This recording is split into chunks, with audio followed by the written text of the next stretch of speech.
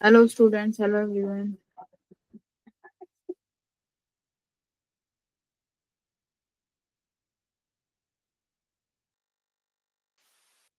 Good evening ma'am. Good evening.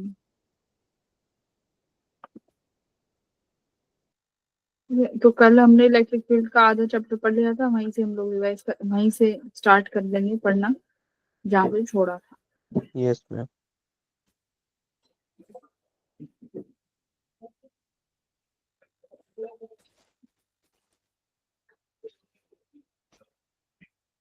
चलो आगे की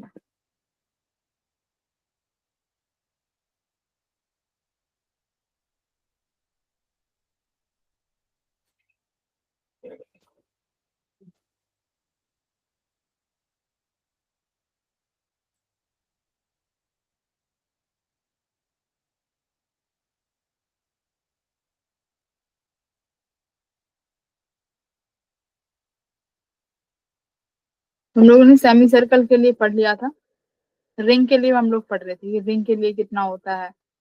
यस मैम, आज होलोस्फीयर और वो हाँ। पढ़ना है। हम्म। तो रिंग के लिए मुझे बताओ जरा, रिंग की एक्सिस पे कितना होता है फील्ड?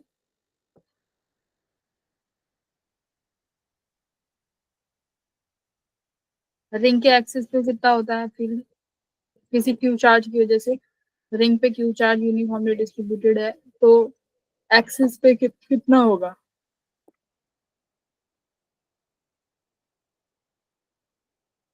सेंटर से एक्स दूरी पे।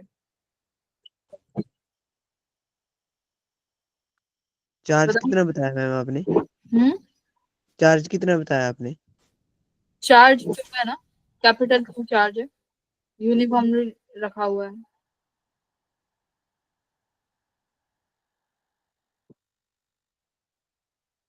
कल कराया तो एक्सियल पॉइंट पे कितना आता है, ये सब कराया था। तो इलेक्ट्रिक फील्ड किसी रिंग की एक्सिस पे कितना होता है? इतना।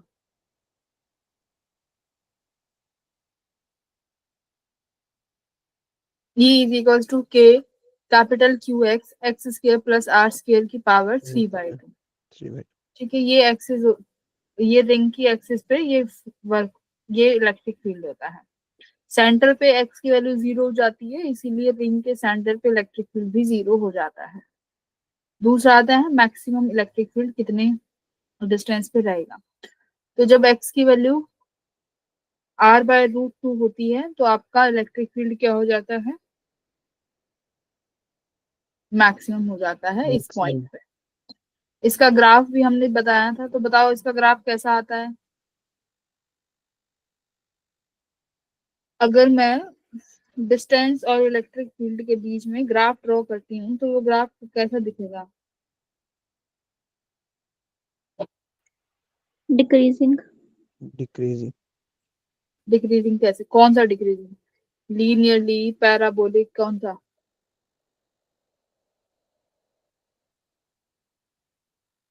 पैराबोलिकली ग्राफ आता है ना, या r/√2 से लेफ्ट राइट जाओगे तो भी ऐसा ग्राफ डिक्रीजिंग में, राइट में जाओगे तो भी ग्राफ डिक्रीजिंग में, तो ऐसे वाले ग्राफ को पैराबोलिकली बोलते हैं, पैराबोलिक।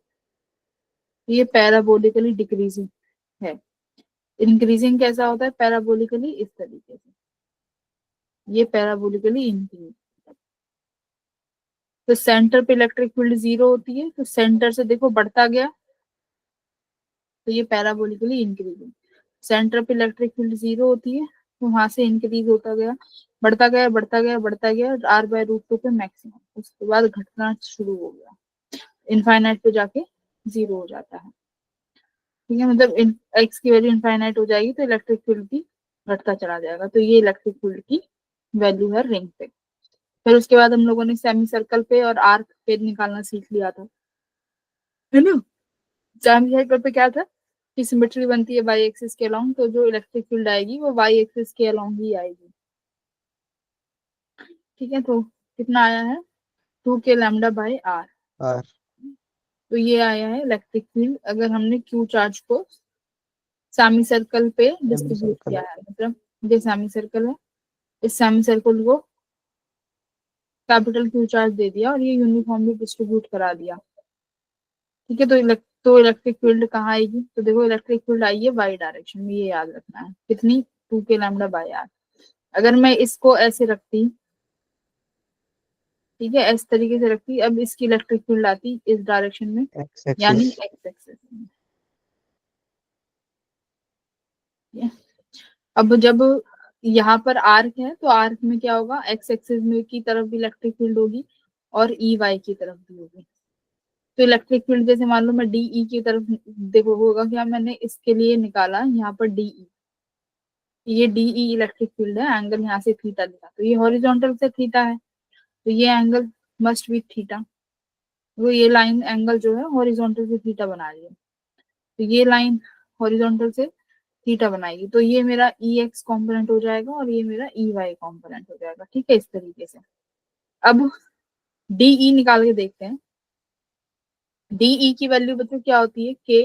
मान लो मैंने एक छोटा सा डी क्यू लिया है ना, तो इलेक्ट्रिक फील्ड का फॉर्मूला क्या होता है? के क्यू बाय आर स्क्वायर, है ना। तो देखो के, अब मान लो ये भाई मैंने जो छोटा सा एलिमेंट कट किया है, इसके पास कितना चार्ज है? D Q. ठीक है, ये डिस्टेंस कितनी है? आर स्क्वायर, तो ये मैंने as it is R square. अच्छा, अब डी क्यू, डी इस ये डी क्यू चार्ज कितना है, ये लिखना पड़ेगा। अब देखो इस आर्क पे इस आर्क पे मान लेते हैं चार्ज पर यूनिट लेंथ है लैम्डा। अब ये डी क्यू कितना है भाई? Are D theta. देखो लैम्डा क्या होता है? Charge per unit length. अब ये लेंथ कितनी है? ये लेंथ एक आर्क हैगी ना, आर। आर्क कितनी है ये लेंथ? Are D theta. तो यस क्यू मैडम। किसके बराबर आया? Lambda are D theta. भाई ये लेंथ क्यू लैम्डा एल होगा ना, और लेंथ कितना है? R D theta. देखो के, डी क्यू की वैल्यू कितनी रखी? R lambda D theta upon R square, तो ये कट गया, तो ये कितना आया? K lambda D theta upon R. Correct, ये डीई आया। अब तुम देखो डीई कितने पार्ट्स में डिवाइड हो गया? दो, एक ई एक्स और ई वाई। अब देखो अगर तुम्हें ई एक्स लिखना है यानी डीई एक्स लिखना है, तो ई एक्स यानी ये कॉस कॉम्पोनेंट है, तो यानी K lambda cos theta D theta upon R. Integrate कर दो। इंटीग्रेट कितना करेंगे भाई? एंगल यहाँ पर जो होगा वो एंगल 0 से लेके कितना डिग्री? 90 डिग्री।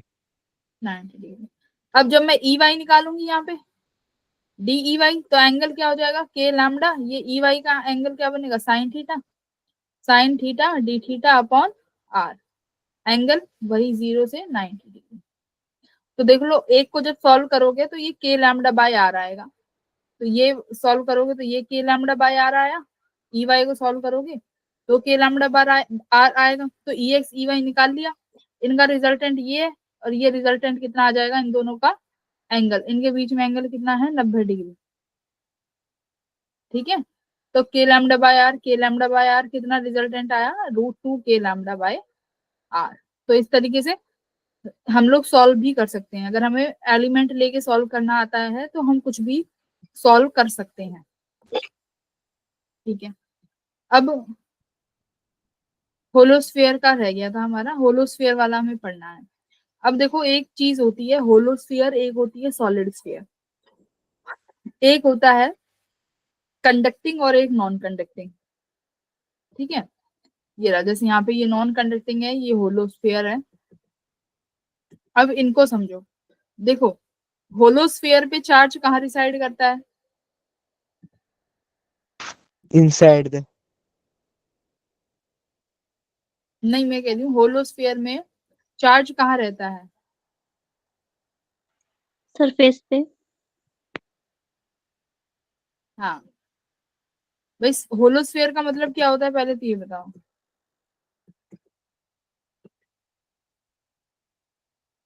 होलोस्फीयर क्या होता है? होलोस्फीयर क्या होता है भाई? होलोस्फीयर कोई एग्जांपल दो कि ये मैम ये होलोस्फीयर है।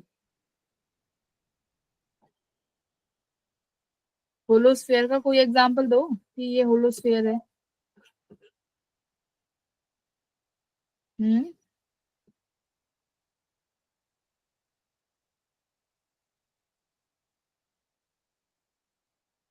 फुटबॉल, कोकोनट सेल, हाँ वो भी है ना। कोकोनट तो शेल वाला एग्जाम्पल हो जाएगा। तो होलोस्फेयर क्या है, फुटबॉल एग्जाम्पल हो जाएगा होलोस्फेयर का। क्यों? क्योंकि यहाँ पर हमारे पास ऊपर फुटबॉल होती है, मतलब यहाँ पर बॉल होगी 3D में, और अंदर हमारे पास क्या रहेगा, एकदम वैक्यूम रहता है, हवा भरी हुई होती है, हाँ या ना। Cricket ball, yes ma'am. अब cricket ball, cricket ball example हो गया सॉलिड बॉल, सॉलिड का, स्फेयर का। क्योंकि क्रिकेट बॉल जो होती है वो अंदर से पूरी की पूरी क्या होती है, सॉलिड होती है ना। तो क्रिकेट बॉल किसका यस मैम। एग्जाम्पल है, सॉलिड स्फीयर का, और फुटबॉल होलोस्फीयर का। तो ये तुम्हारे पास एग्जाम्पल है। अब देखो होलोस्फीयर का मतलब क्या है कि अंदर हमारे पास कुछ भी मास नहीं है ना। होलोस्फीयर का मतलब है अंदर हमारे पास कोई भी मास नहीं है। अंदर से होलो मतलब खोखला है, अंदर कुछ नहीं है। जो भी चीज है वो कहाँ है, सरफेस पे है। तो इसका मतलब जब तुम इस होलोस्फीयर को चार्ज दोगे तो चार्ज भी कहाँ आएगा, सरफेस पे। ठीक है। होलोस्फीयर पे चार्ज भी कहाँ रिसाइड करता है, सिर्फ और सिर्फ सरफेस पे चार्ज रिसाइड करेगा। ठीक है। तो मतलब तुमने प्लस क्यू चार्ज दिया, मान लो ये होलोस्फीयर है, इसका रेडियस आर है, तो इलेक्ट्रिक फील्ड या तो किसी पॉइंट पी पे जो आउटसाइड है यहाँ निकालोगे इलेक्ट्रिक फील्ड आउटसाइड, दूसरा सरफेस, तीसरा इनसाइड। ठीक है। अब आउटसाइड पे देखो, अगर ये क्यू चार्ज जो है यूनिफॉर्मली डिस्ट्रीब्यूटेड है, और मान लेते हैं सेंटर से जो ये पी पॉइंट है ये R distance, small R distance पर है, तो आउटसाइड इलेक्ट्रिक फील्ड कितनी होगी,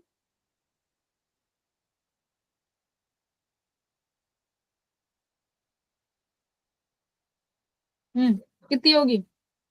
क्यू चार्ज यूनिफॉर्मली डिस्ट्रीब्यूटेड है, तो हम जब इसको किसी बाहर पॉइंट के लिए निकालते हैं तो इस क्यू चार्ज को क्या मान लेते हैं, पॉइंट चार्ज। तो जितना पॉइंट चार्ज की वजह से आएगा K capital Q by small R square, वही इसका आंसर है कि बाहर वही रहेगी जितना हम पॉइंट चार्ज के लिए निकालते हैं। दूसरा सरफेस पे, कि होलोस्फीयर पर अगर क्यू चार्ज, याद रखें ये चार्ज यूनिफॉर्मली डिस्ट्रीब्यूटेड है, यूनिफॉर्मली डिस्ट्रीब्यूटेड बोले तो बराबर बराबर चार्ज डिस्ट्रीब्यूट है हर पॉइंट पे। अब सरफेस पे आ गया, मतलब पी पॉइंट अब तुम सरफेस पे ले आए, तो सरफेस पे ये कितना चार्ज हो जाएगा, के कैपिटल क्यू बाय, ये डिस्टेंस अब स्मॉल आर से कौन सी आर होगी, रेडियस वाली, तो ये capital R square. Capital R कौन सा है, रेडियस, या याद रखो capital R is radius. Inside मुझे बताओ, इनसाइड अगर मैं ले आती हूँ पॉइंट पी, अब मुझे बताओ बच्चों इलेक्ट्रिक फील्ड कितना आएगा,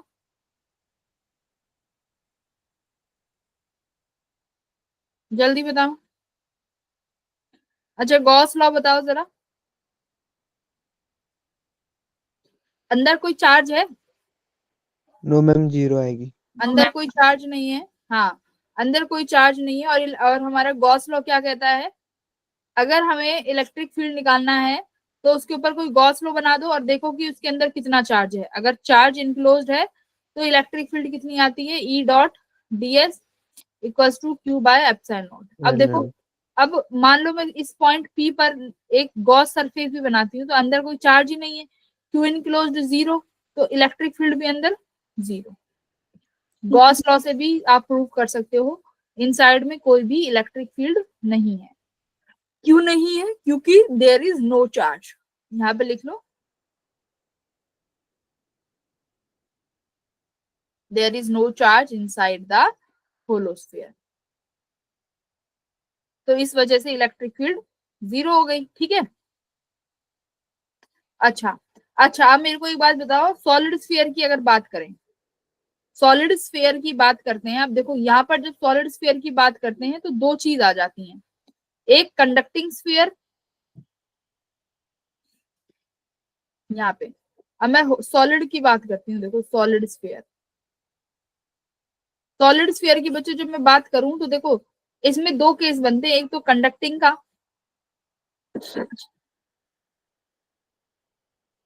दूसरा नॉन कंडक्टिंग। बोलो, एक कंडक्टिंग हो गया, दूसरा नॉन कंडक्टिंग हो गया, ये दो केस बनेंगे। अब कंडक्टिंग में होता क्या है, ये है सॉलिड स्फीयर, मतलब अंदर पूरा भरा हुआ है, पूरे में अंदर मास है, ठीक है, अंदर पूरा भरा हुआ है। अब बट कंडक्टिंग केस में होता क्या है, ये प्रॉपर्टी है कंडक्टर्स की, क्या, जब भी अगर तुम किसी भी सरफेस पर चार्ज दोगे, वो चार्ज हमेशा कहाँ भाग आएगा, सरफेस पे, मतलब अंदर चार्ज डिसाइड नहीं करेगा, भले ही कैसा स्फीयर है, सॉलिड, क्योंकि ये कंडक्टिंग है। तो कंडक्टर्स की प्रॉपर्टी क्या होती है कि आपने जो भी चार्ज दिया वो सरफेस पे आ जाता है। तो यहाँ पर चार्ज सारा का सारा सरफेस पे आ गया।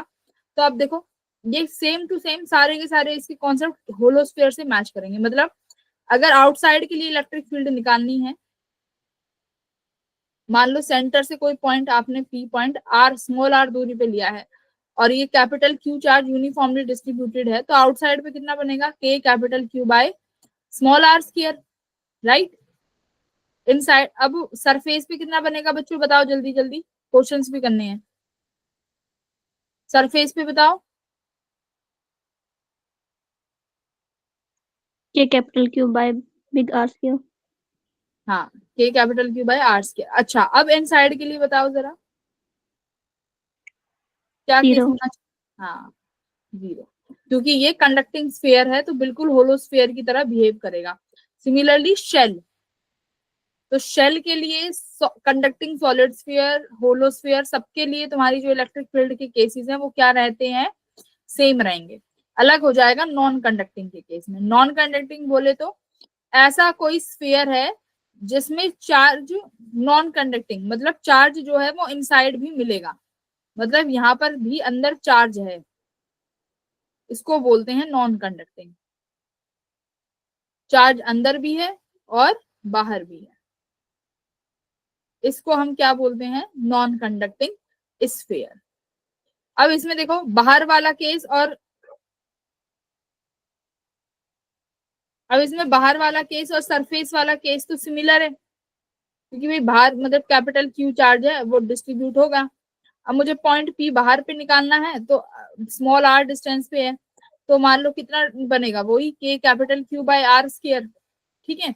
अब सरफेस पे निकालना है, तो सरफेस पे ये डिस्टेंस किसके बराबर हो जाएगी, इलेक्ट्रिक फील्ड एट सरफेस, और ये इलेक्ट्रिक फील्ड आउटसाइड, तो ये कितना हो जाएगा, K capital Q by capital R square. अब बात आती है इनसाइड, इनसाइड में क्या होगा, अब इनसाइड में तो चार्ज है या नहीं, इनसाइड तो चार्ज है। अच्छा, अब मुझे तुम लोग ये ना गॉस लॉ से प्रूफ करके बताओ, इसमें तुम्हें गॉस लॉ भी लगाना सीख लोगे। गॉस लॉ से मुझे ये प्रूफ करो, चलो, इनसाइड का सॉलिड स्फीयर में इलेक्ट्रिक फील्ड निकालो गॉस लॉ से। गॉस लॉ क्या कहता है, देखो इसी पेज पे समझाती हूँ,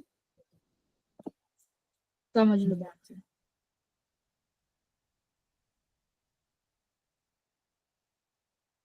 बोलो गॉस लॉ की डेफिनेशन बोलो जल्दी।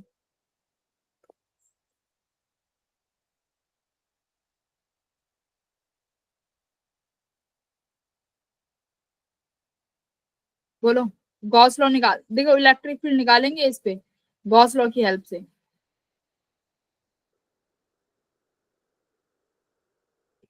इनसाइड नॉन कंडक्टिंग स्फीयर, ये एप्लीकेशन आती है तुम्हारी गॉस लॉ। तो अब यहाँ से गॉस लॉ भी तुम्हें समझ में आ जाएगा। गॉस लॉ, अब मुझे तुम बताओ क्या होगा, मान लो ये मेरा नॉन कंडक्टिंग स्फीयर है, जिसपे कैपिटल क्यू चार्ज मैंने दिया है, जिसकी रेडियस कैपिटल आर है, हाँ, ये सेंटर है इसका, मैंने यहाँ पर कहीं पे पी पॉइंट मान लिया, जो कि इससे स्मॉल आर दूरी पर है। अब सबसे पहले क्या बनाना होता है भाई, गॉसियन गॉसियन सरफेस। सरफेस। मैंने गॉसियन सरफेस ड्रॉ कर लिया भाई, वो तो यही कहता है जिस पॉइंट पे फील्ड निकालनी है उसके अक्रॉस पहले गॉसियन सरफेस बना दो, तो मैंने ये गॉसियन सरफेस बना दिया। अभी देखो ये बाहर भी चार्ज है, ध्यान से देखो, और अंदर भी चार्ज है। मुझे ये बताओ इलेक्ट्रिक फील्ड के लिए कौन सा चार्ज काम करेगा, गॉसियन सरफेस के लिए, बाहर वाला कि अंदर वाला, मैम अंदर वाला। हाँ, अंदर वाला, क्योंकि गॉस लॉ क्या कहता है, E dot D S equals to Q enclosed by epsilon naught. मतलब अगर आपको किसी भी चार्ज के लिए इलेक्ट्रिक फील्ड बतानी है कि कितनी है, तो हमें क्या निकालना होगा कि उसके अंदर, उस सरफेस के अंदर कितना चार्ज इनक्लोज्ड है। तो ये गॉसियन सरफेस जो क्रिएट किया है इसके अंदर कितना चार्ज इनक्लोज्ड है, उसी की वजह से तो मुझे इलेक्ट्रिक फील्ड चाहिए कि भाई जितना चार्ज इनक्लोज्ड है कितना इलेक्ट्रिक फील्ड बना रहा है, वही मुझे चाहिए। तो अब देखो E डॉट ds, तो ये इलेक्ट्रिक फील्ड तो निकालनी है, तो ये E तो एज इट इज लग दी। हमेशा याद रखना ये जो ds होता है गॉस लॉ में, ये ds बच्चों किसके लिए लगाते हैं, गॉसियन सरफेस के लिए। याद रखना जो तुमने गॉसियन सरफेस काटा है उसी का सरफेस लिखना है, ये नहीं है कि पूरा जो तुम्हारा स्फेयर है उसका लिख दो, नहीं, जो गॉसियन सरफेस कट किया है सिर्फ उसका ही सरफेस एरिया लिखेंगे। तो बताओ इस ये गॉसियन सरफेस कट किया है, इसका सरफेस एरिया कितना हो जाएगा, 2 पाई यार स्मॉल आर। भाई छोटा बड़ा आर याद रखो, तो ये मेरा स्मॉल आर का है गॉसियन सरफेस, तो 2 पाई स्मॉल आर। अब क्यू इनक्लोज्ड, क्यू इनक्लोज्ड बताओ चार्ज किस में डिस्ट्रीब्यूटेड है, सरफेस पे या वॉल्यूम पे, कैपिटल क्यू चार्ज जो है पूरे कंप्लीट वॉल्यूम में डिस्ट्रीब्यूटेड है। Yes ma'am. ओके, तो सरफेस चार्ज डेंसिटी क्या होती है, charge per unit volume, volume. है ना। तो देखो ये वाला जो चार्ज है वो पूरे इस वाली वॉल्यूम में है, तो मैंने सरफेस चार्ज डेंसिटी निकाल ली कि भाई चार्ज पर यूनिट वॉल्यूम इतना है, और मुझे कितनी वॉल्यूम के लिए चाहिए, देखो पर यूनिट वॉल्यूम कितना हो जाएगा, कितना हो जाएगा, क्यू पे इतना चार्ज है, तो एक वॉल्यूम में एक यूनिट वॉल्यूम में कितना चार्ज आ गया, Q upon 4/3 pi capital R Q. मुझे कितनी वॉल्यूम में चाहिए, 4/3 पाई स्मॉल आर क्यूब। 4/3 से ये कट गया, तो इस वॉल्यूम में जो चार्ज इनक्लोज्ड है वो कितना आ गया, Q upon capital R cube into small R cube. ये यहाँ पे रख देंगे क्यू इनक्लोज में। ये क्या है, एक सेकंड। अच्छा, सरफेस एरिया कितना होता है किसी उसका स्फेयर का सरफेस एरिया कितना होता है, 2 pi are square, 2 pi yes r ma'am. Square होता है शायद, चेक करो 2 पाई आर स्क्वायर होता होगा। अब देखो इलेक्ट्रिक फील्ड कितनी बनी,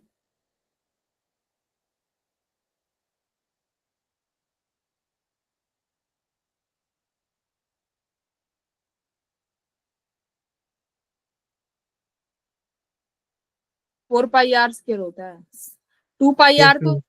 4 पाई आर स्क्वायर एरिया होता होगा। Surface area of sphere volume होती है 4/3। एक बार चेक करना surface area please, yes ma'am यही होता है। यही आ रहा है surface area of sphere. Yes ma'am. एक बार मैं भी चेक कर लूं, यही होता है वैसे।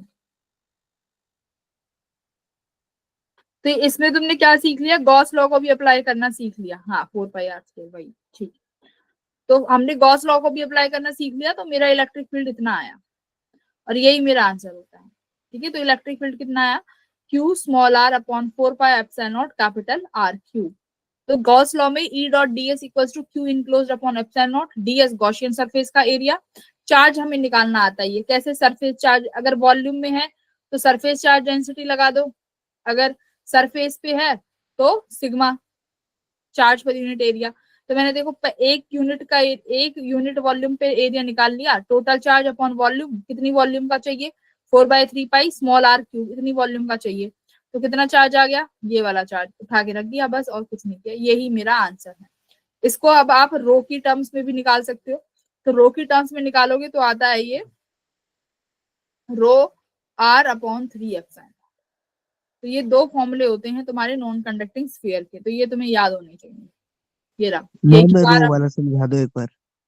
रो वाला देखो कुछ नहीं है, रो वाले में मुझे ये किसमें बनाना है, रो क्या होता है, चार्ज पर यूनिट वॉल्यूम।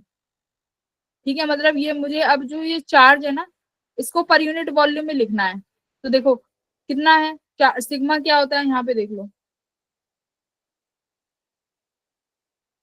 ये सब पता है, ये कब समझाते हैं, जब तुम फर्स्ट टाइम पढ़ते हो ना इलेक्ट्रिक फील्ड तब कराते हैं ये। अब देखो उसकी टर्म्स में भी सीख लो कैसे लिखेंगे।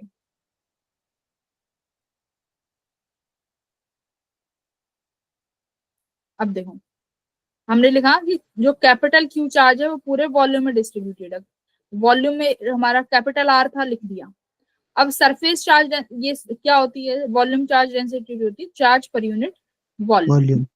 तो मैंने बस ये रो लिखा, चार्ज लिखा, वॉल्यूम कितनी है 4/3 πr क्यूब। तो इसका मतलब मुझे यहाँ पे रो बनाना है।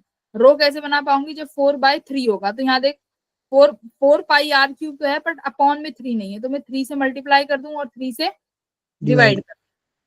तो देखो ये जो इतना टर्म बन गया, ये क्या बन गया, रो।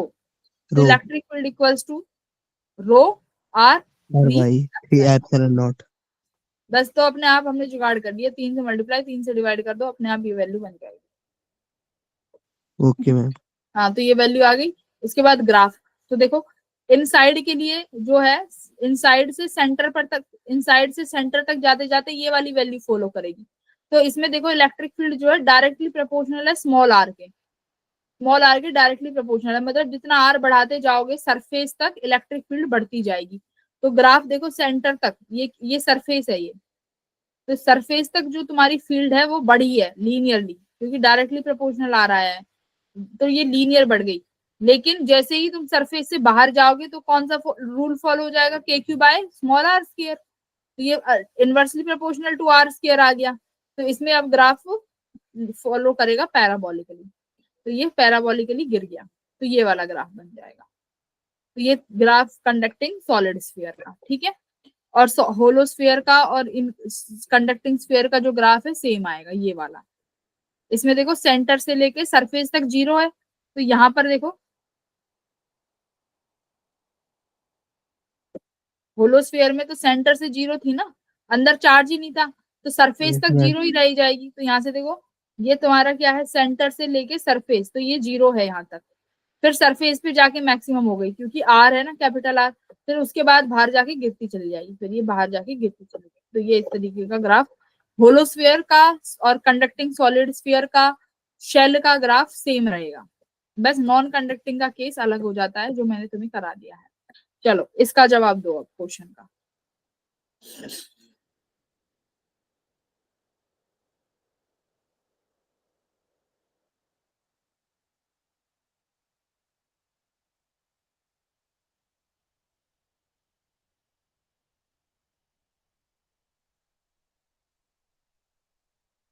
करिए आंसर।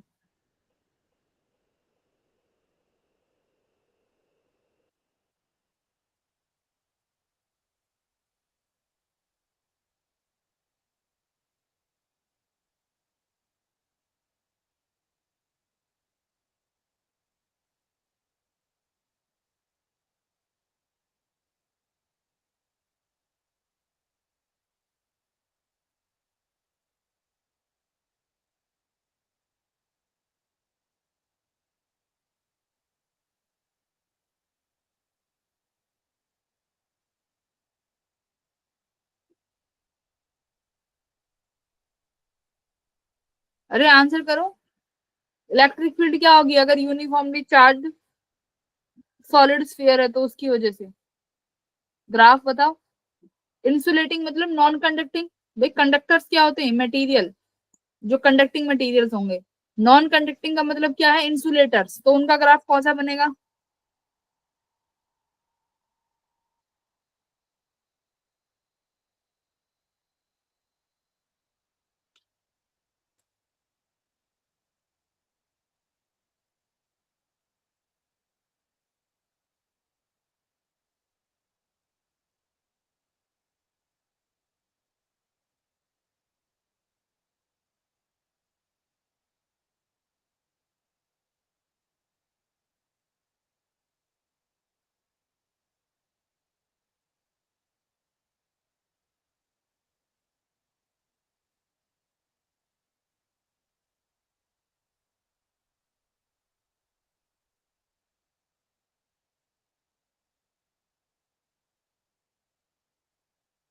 बोलो।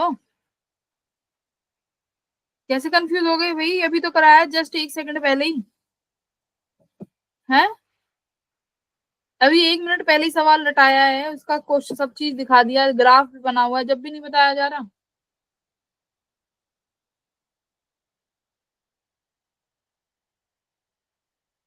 मोस्ट एक्यूरेट बताओ कौन सा है इसमें से।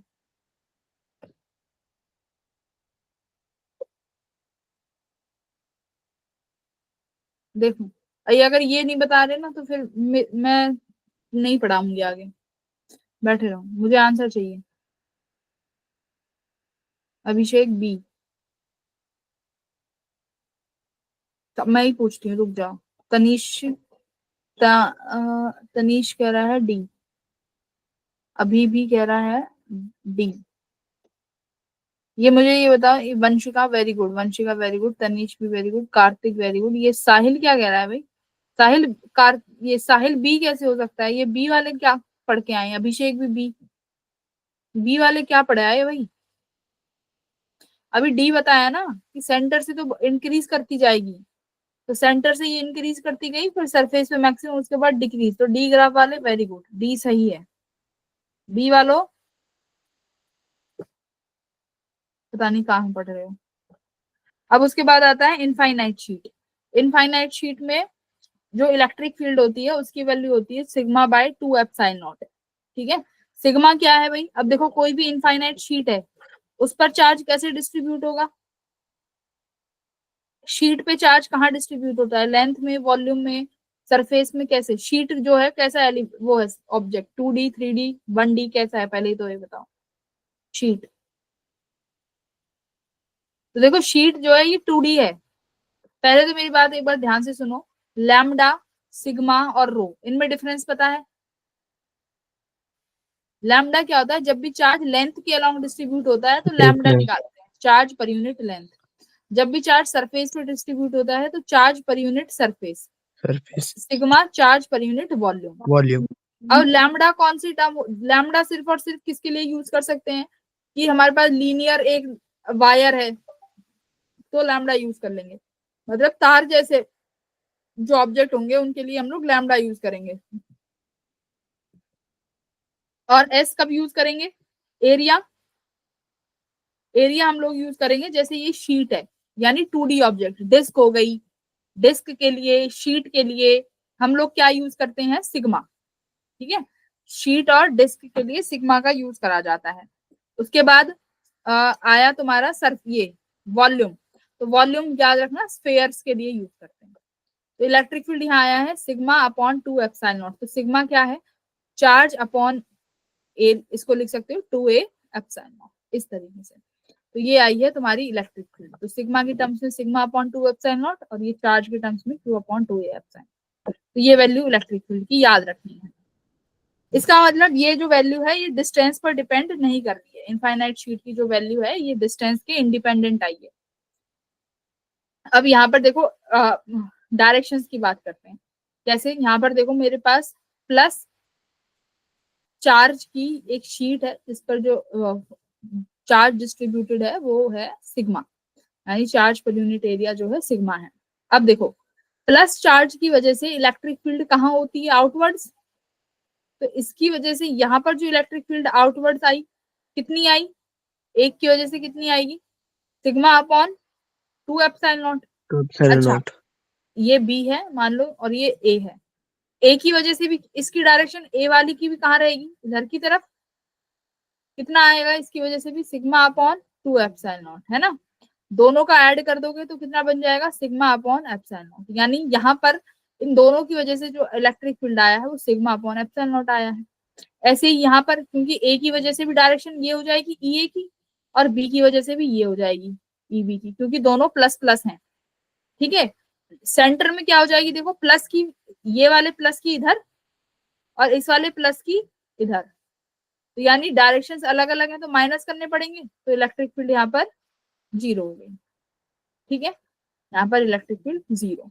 बट अगर मान लो एक प्लस और एक माइनस रख देते हैं तो यहाँ पर देखो इधर की तरफ इस प्लस की वजह से इलेक्ट्रिक फील्ड इधर होगी, माइनस की वजह से इलेक्ट्रिक फील्ड कहाँ होती है? इनसाइड, इसकी वजह से इनसाइड, तो यहाँ पर इलेक्ट्रिक फील्ड जीरो। सिमिलरली यहाँ पे भी जीरो, प्लस की वजह से यहाँ पर इधर की तरफ, माइनस की वजह से भी यहाँ पर इधर की तरफ, तो यहाँ पर इनसाइड इलेक्ट्रिक फील्ड बनेगी, और कितनी बनेगी? Sigma upon epsilon. तो अगर इस तरीके से प्लेस करते हैं तो हमें प्लस माइनस निकालना आना चाहिए। अब मुझे इसका आंसर करो जल्दी से।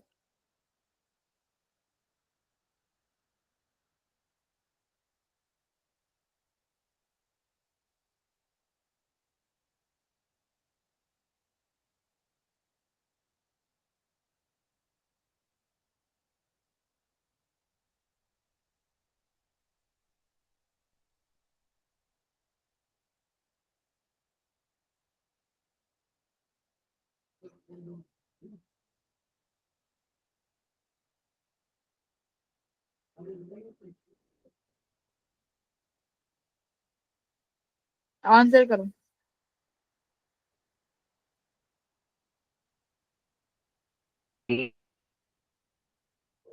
हाँ, चलो चेक करते हैं। यानी देखो ये भी प्लस है,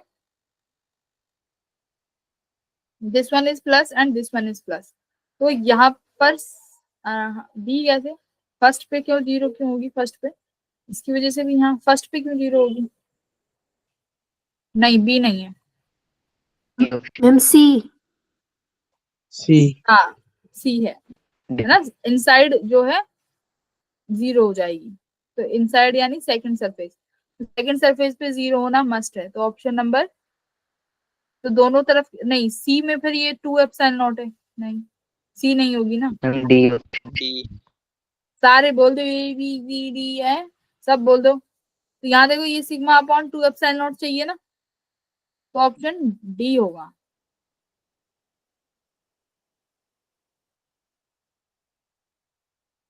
तो हमने जितनी भी बॉडीज थी जिनकी वजह से इलेक्ट्रिक फील्ड होती है वो हमने पढ़ ली। गॉस लॉ हमने पढ़ लिया। गॉस लॉ क्या होता है बताओ जरा, एक बार एक्सप्लेन करो।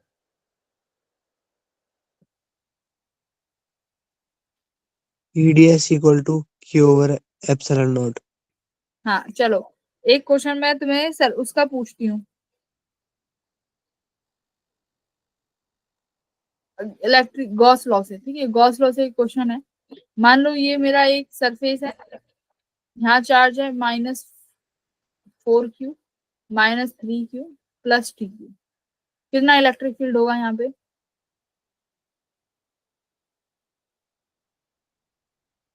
इस सरफेस एरिया के अक्रॉस कितना इलेक्ट्रिक फील्ड है।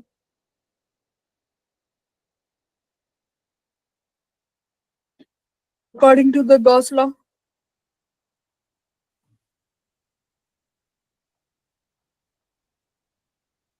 -5Q upon epsilon naught. हाँ तो क्या होता है हमारा, हम लोग Q इनक्लोज्ड निकालते हैं अपॉन एप्सिलॉन नॉट। तो कितना ही Q है देखो, ये माइनस और ये माइनस, तो माइनस माइनस ऐड हो गई, यानी 7 +2, तो ये कितना बनेगा -5Q बाय एप्सिलॉन नॉट। तो हम लोग इस तरीके से निकाल सकते हैं। अच्छा, अब बताओ इसकी वजह से, मान लो मेरे पास ये एक हेमिस्फीयर है, ठीक है, इस हेमिस्फीयर के यहाँ पर जो है Q चार्ज रखा हुआ है, इसकी वजह से कितना फ्लक्स क्रिएट होगा। अच्छा एक चीज होती है फ्लक्स, फ्लक्स एक चीज होती है, फ्लक्स क्या होता है, फ्लक्स भी तो यही होता है ना कि कितनी फील्ड लाइंस क्रॉस करेंगी। तो फ्लक्स की वैल्यू क्या होती है, ई डॉट ए, फ्लक्स क्या होता है, ई डॉट ए। यही फ्लक्स अभी गॉस लॉ से क्या था, E dot D S equal to Q by epsilon naught. तो फ्लक्स ई डॉट ए किसके बराबर आया था, Q enclosed upon epsilon naught. तो मैं फ्लक्स पूछ रही हूँ, इस चार्ज की वजह से इस हेमिस्फीयर पे कितना फ्लक्स होगा, फ्लक्स बताओ। फ्लक्स क्या होता है, फ्लक्स का मतलब होता है number of field lines. Flux क्या होता है बच्चों, number of field lines crossing the surface.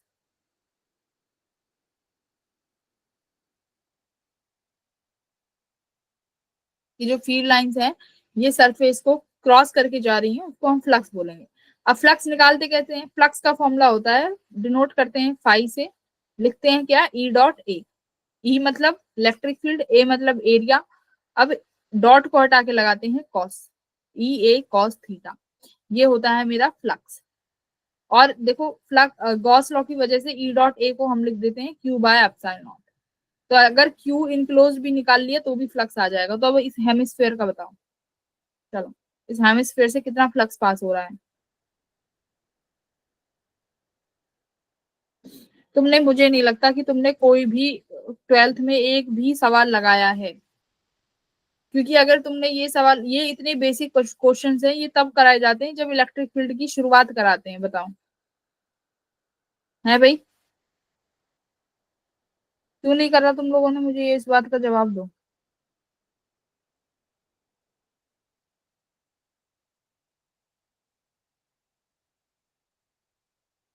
बोलिए,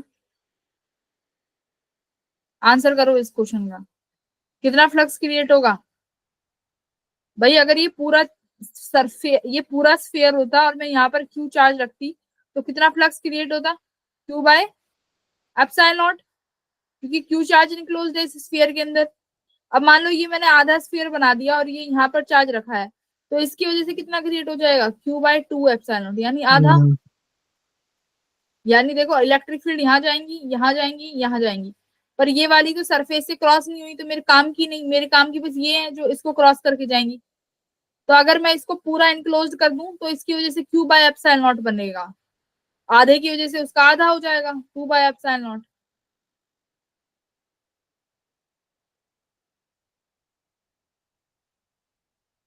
बोलो। यस मैम, आधा हो जाएगा। हाँ, चलो ये वाला क्वेश्चन करो। ये है किसका क्वेश्चन है?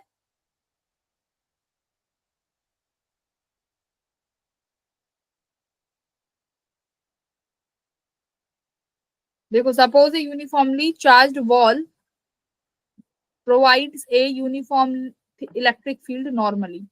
A charged particle of 2 gram being suspended through a silk thread of length 20 centimeter and remains stayed at a distance of 10 centimeter from the ball. Then the charge on the particle will be. तो charge निकालो particle पे। चलो,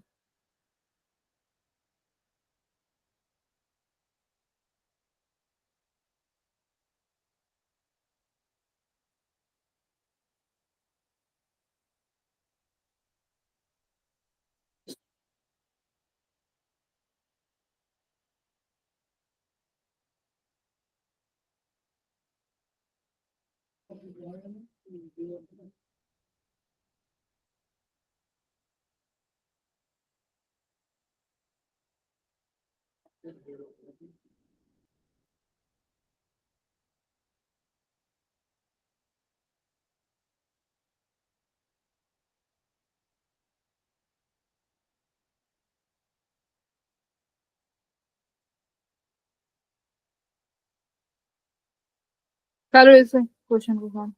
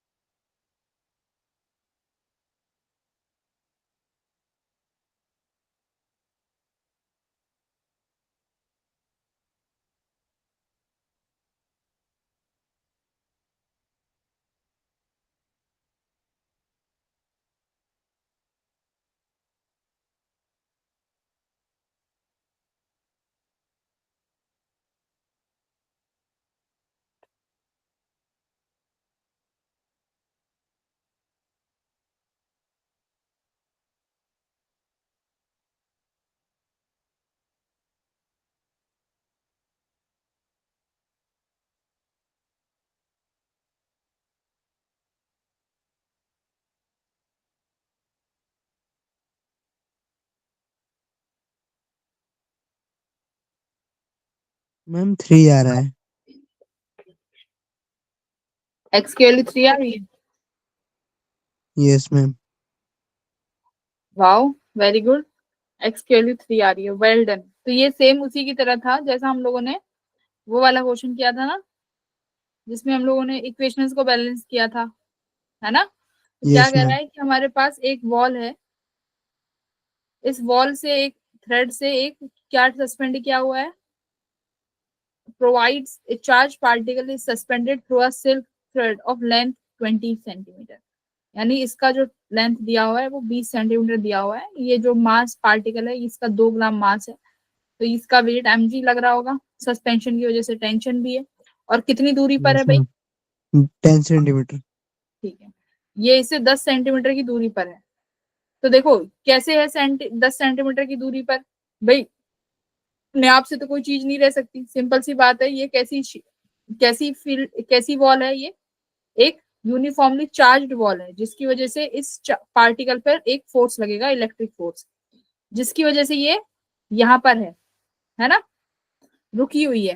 तो बस यही force तुम्हें balance करना है। अब बताओ ये जो शीट है ये क्या बोला है इसने, चार्ज्ड बॉल। इस बॉल की वजह से कितना इलेक्ट्रिक फील्ड होगा? बॉल है तो मतलब 2D यानी sigma upon 2 epsilon not, right? Absolute. Yes, हाँ, ma'am. तो सिग्मा अपॉन 2 एप्सिलॉन नॉट होगा यहाँ से। तो ये तुम्हारे पास यहाँ से 20 सेंटीमीटर इसकी लेंथ है, ये 10 सेंटीमीटर इसकी लेंथ है, ये थीटा तुम्हारे पास आ जाएगा। थीटा आते ही टेन थीटा की वैल्यू से तुम क्या निकाल सकते हो भाई, टेंशन भी निकलेगी। तो T Yes, sine ma'am. Theta T cos theta balance कर लेना, टेन थीटा आ जाएगा, वहां से टेंशन भी निकाल लेना और सारे फोर्सेस यहाँ से निकाल सकते हो, चार्ज की वैल्यू आराम से निकाल लेना। वेरी गुड, एक्स की वैल्यू 3 आएगी। तो ऐसे क्वेश्चन हमने करे हैं बहुत सारे।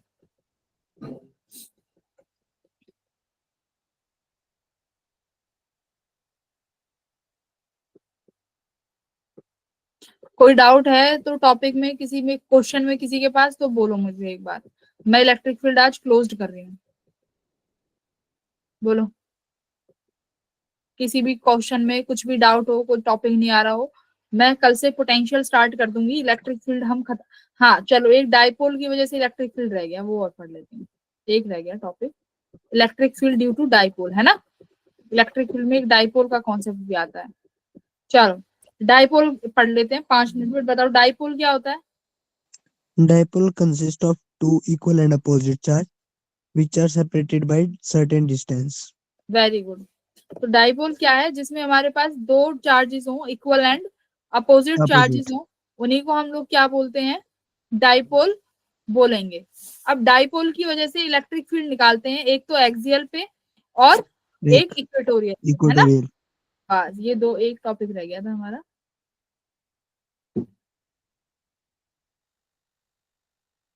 इलेक्ट्रिक फील्ड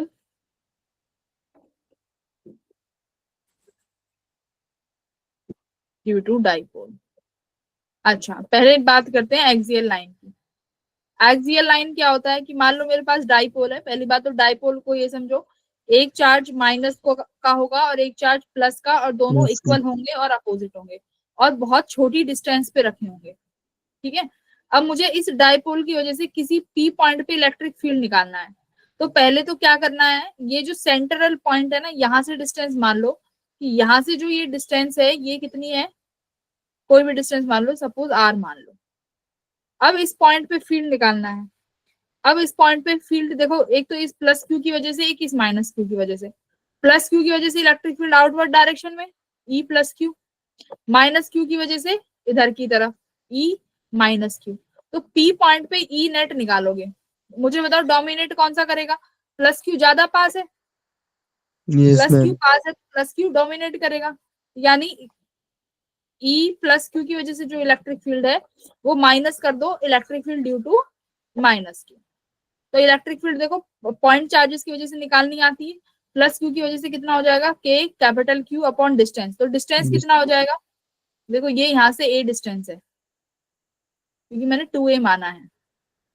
तो ये R कितना बना? minus R हाँ, minus A. R R minus A. Minus A का होल स्क्वायर माइनस ये कितना बनेगा, के R क्यू। plus A का whole square. हाँ, इसको सॉल्व कर लोगे तो इलेक्ट्रिक फील्ड कितना आता है, ई नेट। ये कुछ बनता है बच्चों 2 टाइम्स ऑफ पी। कितना बनेगा ये, सॉल्व करना इसको। 2p अपॉन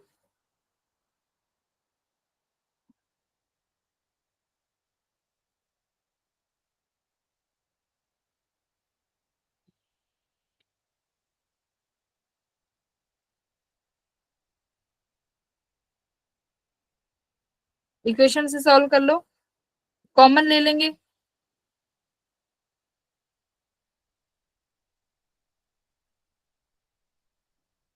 तो ये कितना कुछ बनेगा, ये बनेगा 2p upon 4 pi epsilon naught R Q. ठीक है, ये बनता है 2p upon 4 pi epsilon naught R Q. अगर पूरा लिखवा, अब देखो आर भी पता है हमें, ये वाला आर है ना, ये वाला डिस्टेंस है आर, तो ये वाला distance R 2p upon 4 pi epsilon naught R Q. यानी इस तरीके से वेरी करेगा, ये फॉर्मूला आता है हमारा इलेक्ट्रिक फील्ड का। ठीक है, ड्यू टू डाइपोल। क्लियर है, सॉल्व भी कर सकते हो। कैसे? इसको सॉल्व कैसे करेंगे देखो, मैं R square minus A square का ये क्या हो गया, होल स्क्वायर। भाई A plus B A minus B क्या होता है, A plus B A minus B, A square minus B square. तो ये देखो ये आर माइनस ए और आर प्लस ए, तो क्या हो गया R square minus A square, but इसके ऊपर स्क्वायर भी है तो एक स्क्वायर और लग जाएगा। देखो ये एक स्क्वायर मैंने और लगा दिया, तो ये बन गया। अब ये आर माइनस ए का होल स्क्वायर है, तो यहाँ पर एक कौन, इनको जब सॉल्व करोगे तो यहाँ सिर्फ और सिर्फ क्या हो जाएगा, आर प्लस ए का स्क्वायर, यहाँ क्या जाएगा सिर्फ आर माइनस ए का होल स्क्वायर। के क्यू तुम कॉमन निकाल लो बाहर, इसको सॉल्व कर लेना तो एक इक्वेशन बन जाएगी तुम्हारे पास ये वाली। तो ये तुम्हारा क्या आएगा, इलेक्ट्रिक फील्ड जो है एक्सियल लाइन पे। उसके बाद इक्वेटोरियल लाइन, इक्वेटोरियल लाइन के लिए क्या होता है, मान लो ये माइनस क्यू यहाँ है, ये प्लस क्यू यहाँ है, ये एक दूसरे से कितनी दूरी पर है, 2a दूरी पर। मुझे यहाँ पर फील्ड निकालना है, मतलब परपेंडिकुलरली बाइसेक्टर होता है ये पॉइंट ए, इस पर मुझे फील्ड निकालना है इस डाइपोल की वजह से। तो एक चीज देखो, प्लस क्यू की वजह से इलेक्ट्रिक फील्ड यहाँ हो गया, माइनस क्यू की वजह से इलेक्ट्रिक फील्ड यहाँ हो गया, रिजल्टेंट कुछ यहाँ बनेगा है ना, ई नेट। अब देखो एंगल, मान लो ये एंगल थीटा है, ये एंगल थीटा है, तो देख लो कौन सा कॉम्पोनेंट बनेगा, इस ई का ई कॉस थीटा यहाँ आ गया, और इस ई का भी ई कॉस थीटा यहाँ आ गया, इस ई का ई साइन थीटा यहाँ आएगा, और इस वाले ई का ई साइन थीटा यहाँ आएगा। तो साइन थीटा कॉम्पोनेंट कैंसिल हो गए, और देखो इलेक्ट्रिक फील्ड बराबर है। क्यों बराबर है, क्योंकि ये डिस्टेंस और चार्जेस सेम है, तो इलेक्ट्रिक फील्ड सेम रहेगी। तो नेट कितना आया, 2e cos थीटा, ठीक है, 2e cos theta net electric field आएगा। अब cos थीटा की वैल्यू निकाल लेना, इलेक्ट्रिक फील्ड की वैल्यू निकाल लेना। तो इसकी वजह से जो इलेक्ट्रिक फील्ड आता है वो आता है P/4πε0 R क्यूब, इक्वेटोरियल की वजह से।